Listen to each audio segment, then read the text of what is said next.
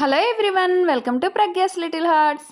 తిరుపతి నుంచి హైదరాబాద్కి వెళ్ళేలోపు మేము తిరుపతిలో మొట్టమొదట అద్దెకి వచ్చిన ఇల్లు ఎలా ఉందో చూద్దాం రండి. అద్దెకి దిగేటప్పుడు ఎలా ఉండేలా హౌస్ చూసుకోవాలని ఎంతో కొంత యూజ్ అవుతుంది.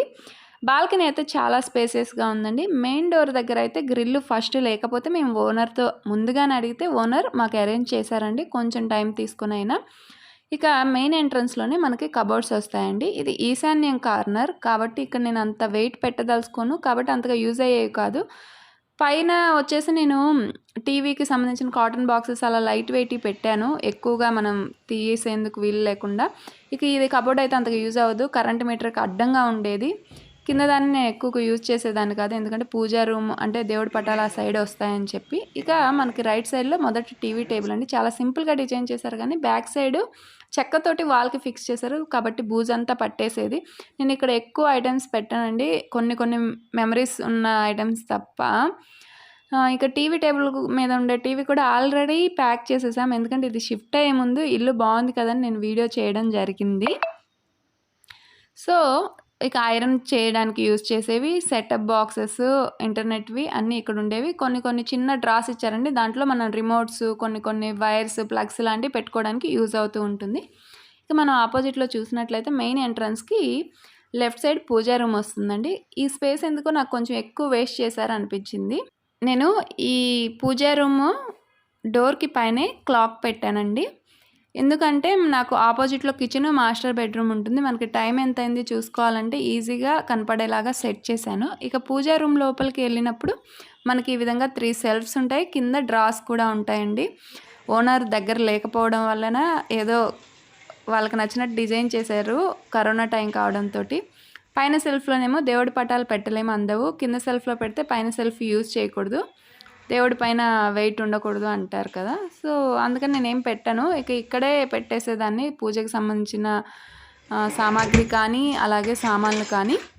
ఇక మనకి పూజా రూమ్ పక్కనే మనకి హాల్ అండి, టీవీ టేబుల్కి ఆపోజిట్లో. నేను వాల్కి అంటే డోర్కి ఎదురుగా ఏమీ అడ్డం లేకుండా వాల్కే ఈ విధంగా సోఫాస్, ఎక్స్ట్రా చైర్స్ పెట్టేశానండి. ఇక మనకు ఆపోజిట్లో చెప్పాను కదా కిచెన్, మాస్టర్ బెడ్రూమ్ ఉంటుంది. నాకు ఈ కిచెన్ చాలా బాగా నచ్చిందండి, తక్కువ స్పేస్లోనే ఎక్కువ స్పేసెస్గా ఉండేలా డిజైన్ చేశారు. మెయిన్ డోర్ దగ్గర చూసుకున్నట్లయితే ఒక సెల్ఫ్ ఇచ్చారండి సింపుల్గా.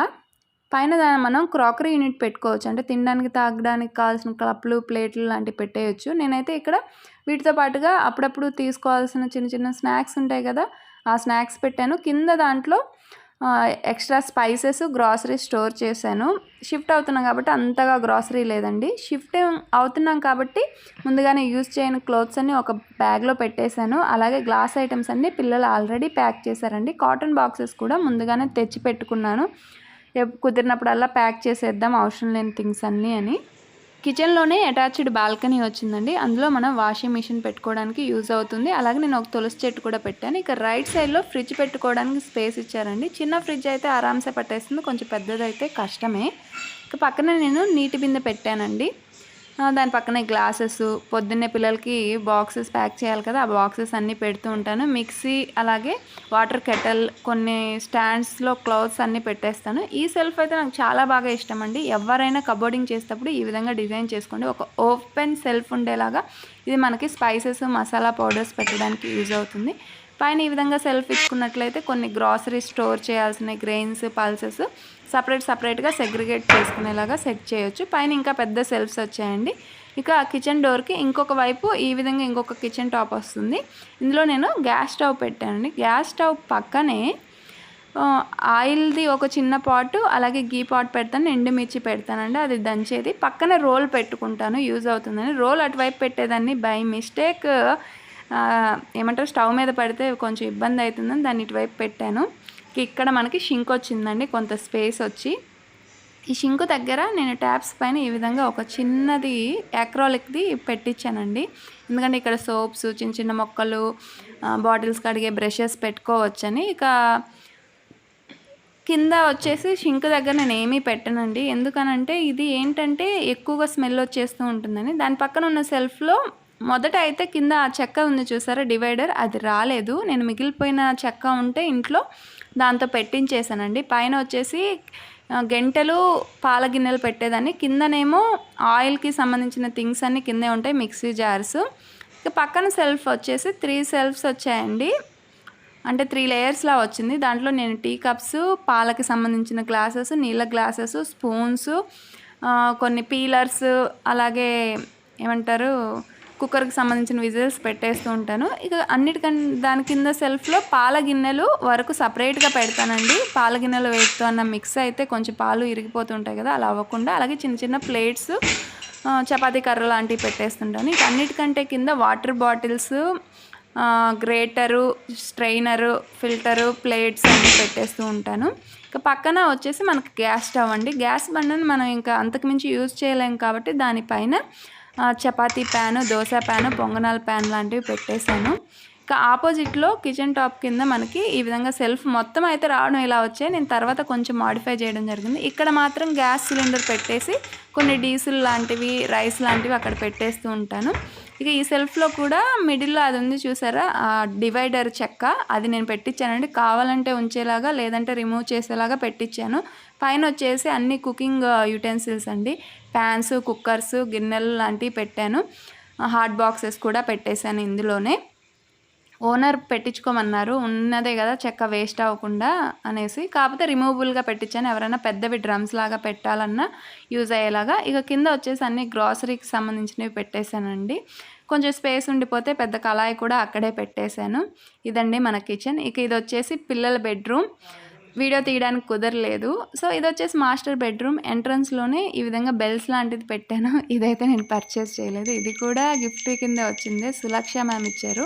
మాస్టర్ బెడ్రూమ్కి అటాచ్డ్ బాల్కనీ వచ్చిందండి. నేను ఆ బాల్కనీ అయితే బట్టలు ఆరేయడానికి యూజ్ చేస్తూ ఉంటాను, కొన్ని మొక్కలు కూడా పెడతాను. ఇక ఈ బాల్కనీ వెనకనే మనం ఈ విధంగా ఉన్న వాల్కి బెడ్ అయితే సెట్ చేసాం. దాని వెనక నేను ఒక ఐరన్ కాట్ కూడా పెట్టానండి.